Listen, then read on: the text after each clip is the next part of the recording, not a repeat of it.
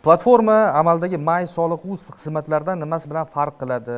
Farq qilsa asosiylarini aytib bering deyishyapti.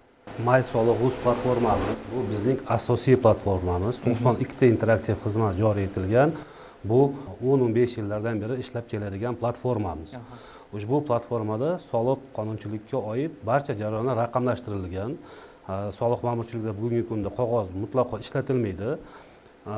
Lekin bu yangi AI soliq.uz ishlab chiqqan portalimiz bu sun'iy intellekt asosida ishlaydigan xizmatlarni portali, platformasi.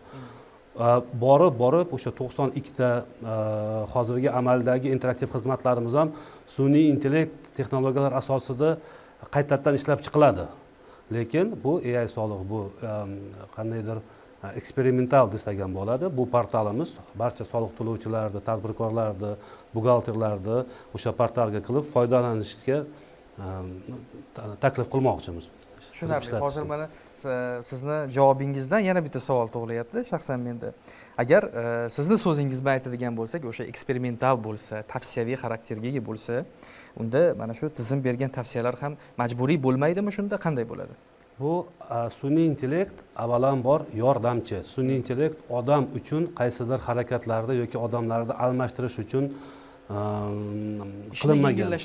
Ishni yengillashtirish uchun. Bu portalimiz 99.9% to'g'ri ma'lumot beradi. Chunki bu sun'iy intellektimiz bizning bazaga ulangan, soliq bazasiga ulanib, soliq to'lovchining aniq raqamlar asosida xulosa va tavsiya qiladi. Ya'ni buni o'sha ChatGPT, Claude va boshqa katta bugungi kunda sun'iy intellektlardan farqi nimadan iborat deb so'rasangiz, u tizimlarda ular umumiy ma'lumotlarga asoslangan holda, internetdagi bor ma'lumotlarga asoslangan holda javob beradi.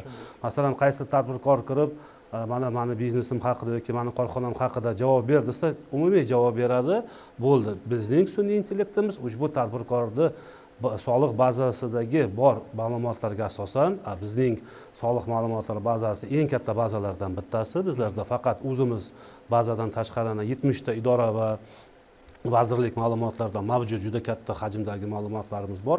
Shu ma'lumotlarga asosan aniq o'ziga tegishli javoblarni beradi. Ushbu javoblarni ishlatish bu tadbirkorni har kunlik ishini osonlashtirish uchun yaratilgan xizmatlar.